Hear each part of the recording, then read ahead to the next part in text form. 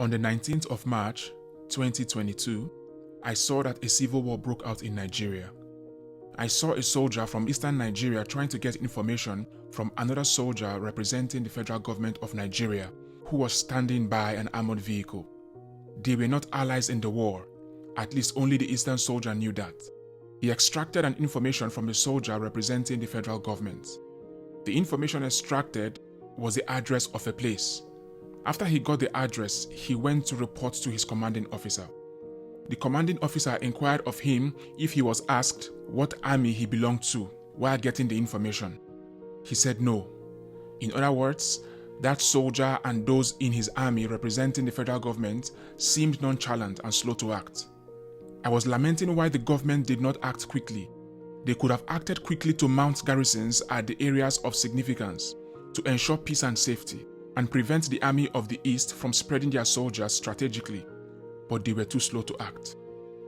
As a caveat, this vision does not imply that our brothers from the East are the enemy, but this serves as a reminder of the Biafra Civil War, and we are being called to make sure such waste of life does not repeat itself.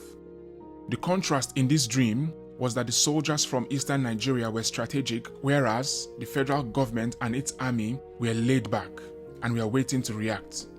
By the time they decided to send soldiers to mount their duty posts, they could not go too far because the opposition had already taken over the significant areas.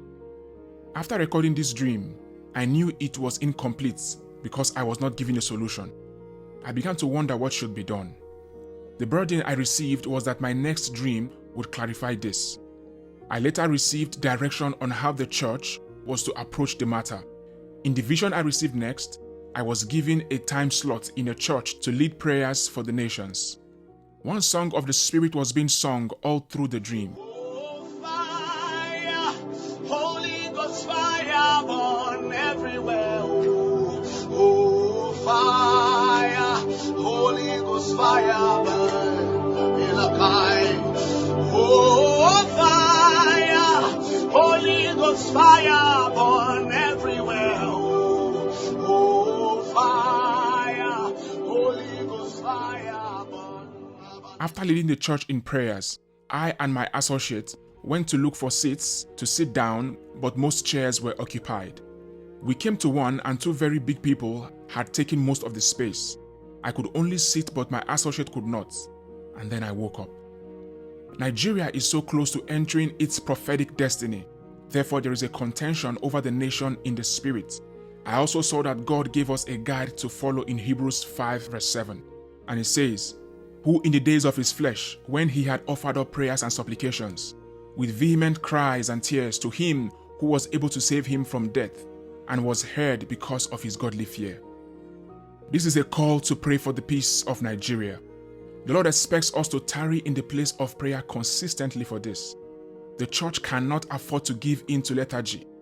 Let us not be weary and tired of praying for Nigeria. Her salvation is near. Let the watchers mount up their watchtowers. Let the watchmen mount up their city walls. I pray this burden to tarry in prayers to avert this war burns everywhere in the Nigerian church. Let us stand in the gap until the will of the Father for Nigeria is done. We are so close to Jubilee.